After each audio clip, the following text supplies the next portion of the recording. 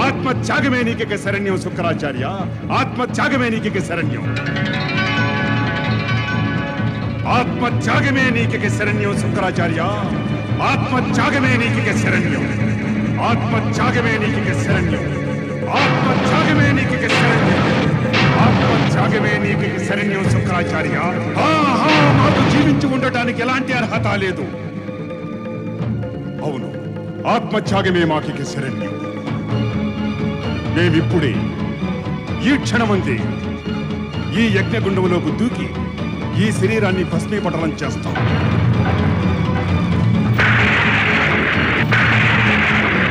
హే అగ్నిదేవ, ఇప్పటికే అన్ని విధములా పరాజితుడు, దైత్య సంస్కృతిని రక్షించలేకపోయినటువంటి వాడు, దుర్మార్గుడు, తపహీనుడు, బుద్ధిహీనుడు అయిన ఈ శుక్రాచార్యుని పాపపు శరీరాన్ని స్వీకరించండి. అరే, దైత్య గురు శుక్రాచార్య, తమరింతటి అన్యాయం చేయతగునా? దేవర్షి నారద, మీరు ఈ క్షణం ఇక్కడ తమను విస్మయం చెందుతున్నారా? నారాయణ నారాయణ. దైత్య గురు, నేను సదా లోక కళ్యాణం కోసం హితుల హితం కోరుతూ నారాయణ నారాయణ అంటూ జపం చేస్తూ 14 భువనాలు పదే పదే తిరుగుతూ ఉంటాను. మీకెందుకు ఈ విస్మయం?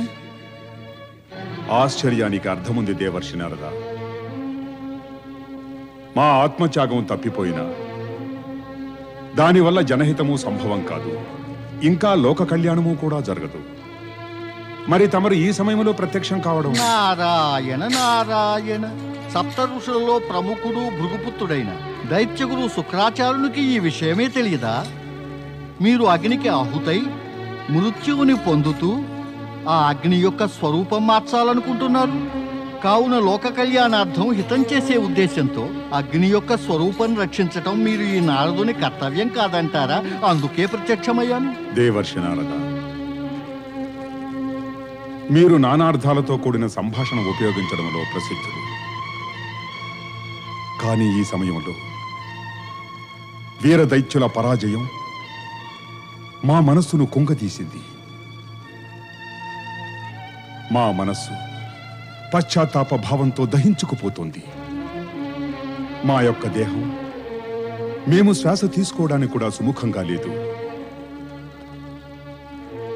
కావున మాకు అవగతమయ్యేలా మా మృత్యువుకి, అగ్నిస్వరూపానికి, అలాగే లోక కళ్యాణానికి, హితుల హితానికి గల సంబంధం వివరించండి. సంబంధం ఉంది దైత్యగురు శుక్రాచార్య, సంబంధం ఉంది. ఏం మీకు మాత్రం తెలియదా? భోళాశంకరుని తమలాంటి మహాభక్తుని యొక్క శరీర పావన స్పర్శ మాత్రంతోనే అగ్ని తీవ్రత చందన సమానంగా చల్లబడిపోతుంది. అప్పుడు మీరు అగ్నిదేవులకు శాపం ఇస్తారు కదా. కానీ పశ్చాత్తాపంతో కుంగిపోయే ఈ జీవి జీవించి ఉండలేదు. మేము దైత్యులకు విజయం సాధించివ్వలేని స్థితిలో జీవించి ఉండడంలోనూ అర్థం లేదు. కావున అగ్ని మమ్ము భస్మం చేయక విడిచినా మేము ప్రాణవాయువును స్తంభించి కోరిన మృత్యువును దరిచేర్చుకుంటాం. దైత్యగురు శుక్రాచార్య, ఒకవేళ మీరు ప్రాణవాయువును స్తంభిస్తే అది మరింత పెద్ద సంకట పరిస్థితియే అవుతుంది. దేవర్షి నారద, మరి మార్గం ఏమిటి? మాకు సరైన మార్గం కనిపించడమే లేదు. సర్వం పరిసమాప్తమయ్యింది, సర్వం పరిసమాప్తమయ్యింది. నారాయణ నారాయణ. దైత్యగురు శుక్రాచార్య, సర్వం పరిసమాప్తం అయిపోయి మరో మార్గమే కనిపించకపోతే అప్పుడు ఒక మార్గం ఎదుట నిలుస్తుంది. అది ఏ మార్గం? మహేశ్వరులను స్మరించే మార్గం దైత్యగురు. పరమేశ్వరుని స్మరణ. మహాదేవులు పరమేశ్వరులు భక్తుల రక్షణ కోసం సదా సదా సిద్ధంగా ఉంటారు. మీ మనసులోని ఆ వ్యధ యొక్క ఘోష తమ ఆరాధ్య దైవం మహేశ్వరుల మనసులను తాకింది. ఆయన ఆదేశాల మేరకే మేము మీ సేవ కోసం ఇచ్చేశాం. దేవర్షి నారద, అవును దైత్యగురు శుక్రాచార్య, మహాదేవులు పరమశివుని శరణు కోరి వెళ్ళండి. మీ దైత్యుల విజయానికి మార్గం చెప్పి ఆయన మీ నిరాశను పారద్రోలగలరు. నారద, తమరు దేవర్షి అయి ఉండి కూడా దైత్యుల విజయానికి మార్గం వివరిస్తున్నారా? నారాయణ నారాయణ. సందేహం వలదు దైత్యగురు శుక్రాచార్య, సందేహం వలదు. నేటి వరకు నారదులకే తాము దేవర్షులమన్న విషయం తెలియదు. దేవర్షి, మీరంటున్నదేమిటి? అదే దైత్యగురు. ఏ క్షణమైతే దేవర్షి పిలుపును మేము వింటామో ఆ రోజు నుండే మా అహంకారం మమ్ములను పరంధామునికి భక్తుడిగా ఉండనివ్వదు. దేవర్షి నారద, మీరెన్నటికీ అర్థం కాదు. మీ యొక్క మనసులోని భావం గ్రహించడం ఈ శుక్రాచార్యునికి ఎన్నటికీ సాధ్యం కాదు. నేను సామాన్యుడనే దైత్యగురు శుక్రాచార్య. మేము కేవలం ఆ బ్రహ్మదేవులకు మానసపుత్రులం.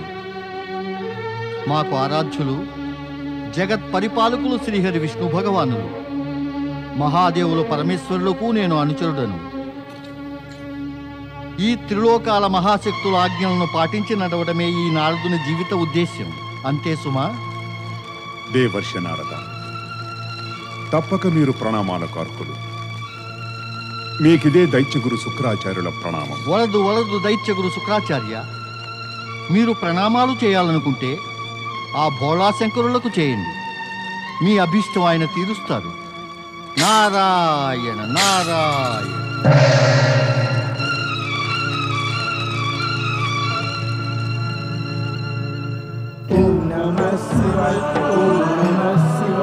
మహాదేవ పరమేశ్వర నమో నమః. మహాదేవ కైలాసనాథుడికి జయము, పార్వతీ మాతకు జయము. దేవాదిదేవా, తమరు వ్యాఘ్ర చర్మం వదిలి నేడిలా గజ చర్మం ధరించడంలో అర్థం? దేవి, గజాసురుడు మాకు పరమభక్తుడు. అతని భక్తికి ప్రతీకగా మాకు అప్పుడప్పుడు ఇది ధరించాలనే కోరిక కలుగుతుంది. పైగా మా భక్తులు ప్రేమపూర్వకంగా సమర్పించిన వస్తువు మాకు సదా మా కర్తవ్యాన్ని స్మరించుకునేలా చేస్తూ ఉంటుంది. తమరి కర్తవ్యమేమిటి మహాదేవా? అదే దేవి, భక్తజనుల రక్షణ అనే కర్తవ్యం. ఇంకా భక్త గజాసురుడి గజచర్మం స్పర్శ మాత్రంతో మేము సదా మన ప్రియపుత్రుడు గణేశుని సామీప్యం యొక్క అనుభూతిని పొందుతాము. ఓం నమో భగవతే సాంబ సదాశివాయ. జయము శ్రీ గణేశులకు. ప్రణామాలు పితృదేవా. ప్రణామాలు మాత. ప్రియపుత్ర వినాయక, ఈ గజ చర్మాన్ని నీ పితృదేవులు గజాసురుని వధించిన పిదపే ధరించడం జరిగింది. నీవప్పుడే మమ్మలను దర్శించుకోవలసింది. మాత, మీరిరువురూ నన్ను తలుచుకున్నప్పుడే నేను మీ ముందుకు రావడం అనేది జరుగుతుంది. చెప్పండి, ఏమాజ్ఞ? పుత్ర వినాయక, మా ప్రియమైన కోడళ్ళు బుద్ధి సిద్ధి కుశలమే కదా? వారికి నీ కారణంగా ఏ కష్టాలు లేవు కదా? నీవు ఎలాంటి విచిత్రమైన ప్రశ్న వేస్తున్నావు పార్వతి? ఎక్కడైనా భర్త వల్ల భార్యకు కష్టం కలుగుతుందా? అదీను గణేశుల్లాంటి చతురుడు మంచి భర్త నుంచి. పితాశ్రేష్ఠ, మా తల్లి ఈ ప్రశ్న విచిత్రం కాదు. నేను నా భక్తులకు వారి భక్తికి ప్రతిఫలం ఇవ్వాలనే ఉద్దేశంతో గణేశలోకం వదిలి వెళ్ళడం జరుగుతుంది. ఇక అలాంటి పరిస్థితిలో వారిద్దరి వ్యాకులత సహజమే కదా. వారి కుమారు పార్వతీమాతకు తమ యొక్క విచారాన్ని తెలియచేశారు. బహుశా అందువల్లే పార్వతీమాత నన్నిలా ప్రశ్నిస్తోంది. బాధ్యతలని పదవిని పొందగలగటం బహు సరళమే గజానన, కానీ నిర్వహణ బహు కష్టం. ఈ రెండింటికి మధ్య సరైన వారధి నిర్మించిన వ్యక్తే పూజనీయుడవుతాడు.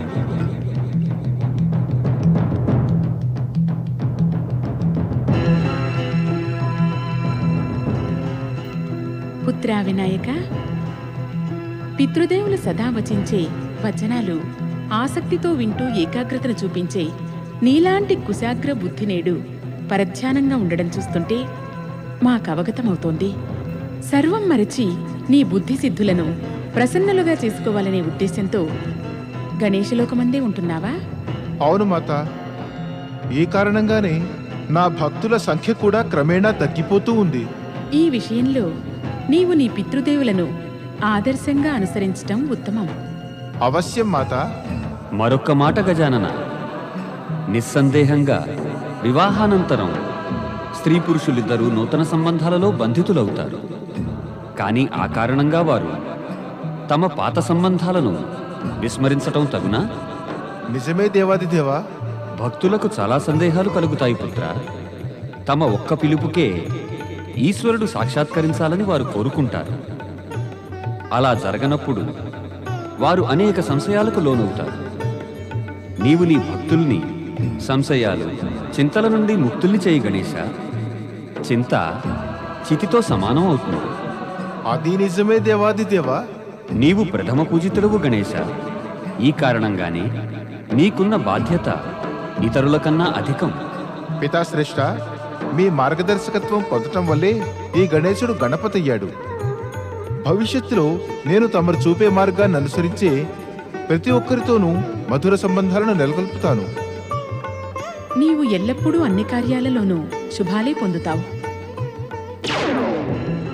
రక్షించండి, రక్షించండి, రక్షించండి మహేశ్వర, రక్షించండి. దైత్యగురు శుక్రాచార్య, మీరు ఒక అసాధారణ ఋషి పుంగవులు. మీ కంట అశ్రువులు శోభదాయకం కాదు. మీరు మేరుపర్వతంతో సమానంగా నిశ్చలంగా ఉండాలి. మహేశ్వర, మీరు దయామయులు, కృపాసాగరులు. ఆత్మత్యాగానికి ఉద్యుక్తుడైన నాపై కరుణ చూపి కాపాడదలిచి తమరు మహాజ్ఞాని దేవర్షి నారదులను పృథ్వీలోకం పంపారు. మీ యొక్క కృపాకరుణలను పొంది అందుకు ధన్యవాదాలు తెలుపుకోవాలనే ఉద్దేశంతో కైలాస పర్వతానికి పయనమై వచ్చాను. మీ రాక పరమోద్దేశ్యాన్ని మేము ముందే గ్రహించాము శుక్రాచార్య. మీ కోరిక ఏమంటే జీవులకు ఆరాధ్యులైన కారణంగా మేము మీకు సంకటమందు పడిన దైత్యజాతి యొక్క పునరుద్ధరణకు తోడ్పడాలని. మహాదేవ మహేశ్వర, తమరి ఆజ్ఞ లేకపోతే ముల్లోకాలలో ఏ జీవి ముందుకు కదలలేదు. మహేశ్వర, మీకు తెలుసు, దైత్య సంస్కృతిని పునఃస్థాపన చేయకపోతే నా జీవితం వ్యర్థం. దైత్య సంస్కృతిని పునరుద్ధరించే కార్యం మీరే నిర్వహించాలి దైత్యగురు శుక్రాచార్య. తమరి ఆశీర్వచనాలు లభించకుండానేనా? మా యొక్క ఆశీర్వాదాలు సర్వదా మీకుంటాయి శుక్రాచార్య. అయితే మాకు ఆశీర్వచనం ఇవ్వండి దేవా. ఆశీర్వాదాలే కాదు, వాగ్దానం ఇస్తున్నాం. ఈ మారు ఏ దైత్యుడినైతే దైత్యుల ఉద్ధరణ కోసం ప్రేరేపిస్తారో ఆ దైత్యుణ్ణి మేము స్వయంగా వధించము. అయితే తమరు తమ ప్రియపుత్రుడు గజాననుని ద్వారా ఆ దైత్యుని సంహారం చేయించాలనుకుంటున్నారా? దేవా, వినాయక దేవులకు వివరించండి. స్వయంగా మీ చేత సృజించబడిన ఈ సృష్టిలో ప్రతి జీవికి జీవించే అధికారం ఉంది. ఆ దైత్యులను జీవించనివ్వండి. వారి సంకల్పాలు విజయాలను పొందేలా తమరు సహకరించండి.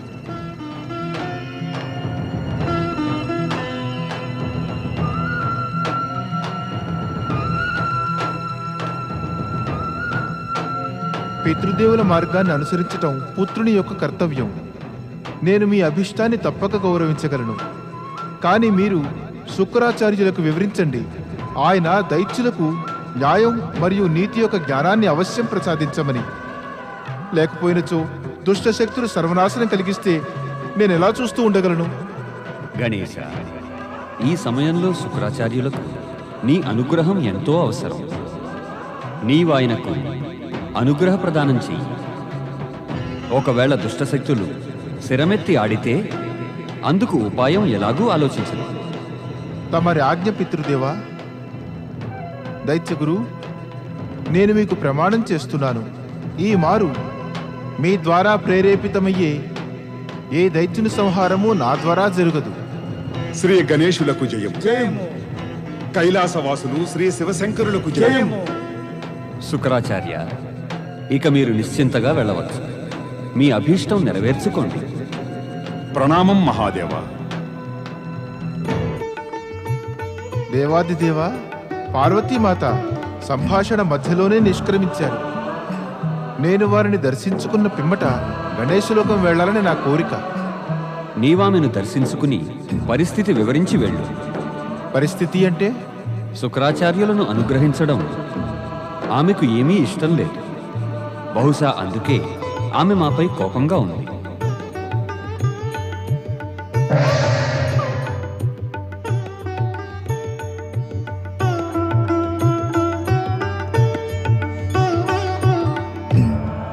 కోపం, పతి పరమేశ్వరునిపై కోపం, జగత్రక్షకుడిపై కోపం.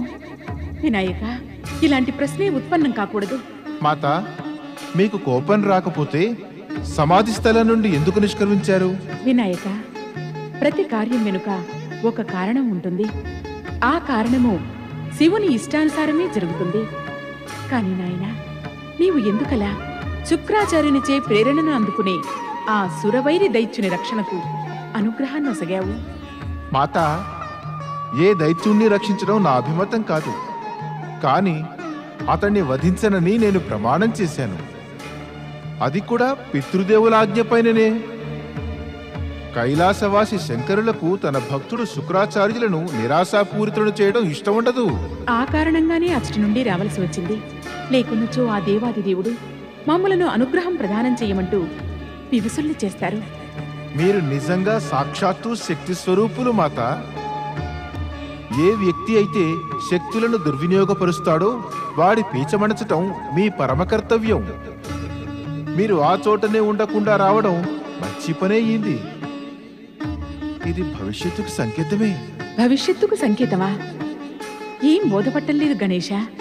అలాంటి సంకేతమేది మహాదేవులు శివశంకరులు ఈ జగత్తులో తమకు తెలియకుండా సృష్టించనే లేదు. శుక్రాచార్యులను నేనెన్నడైనా కలిసినచో ఆయనను ఆ సమయంలో దైత్యుల అనుచిత కార్యాలను పార్వతీమాత ఎన్నడూ క్షమించబోదని హెచ్చరిస్తాను.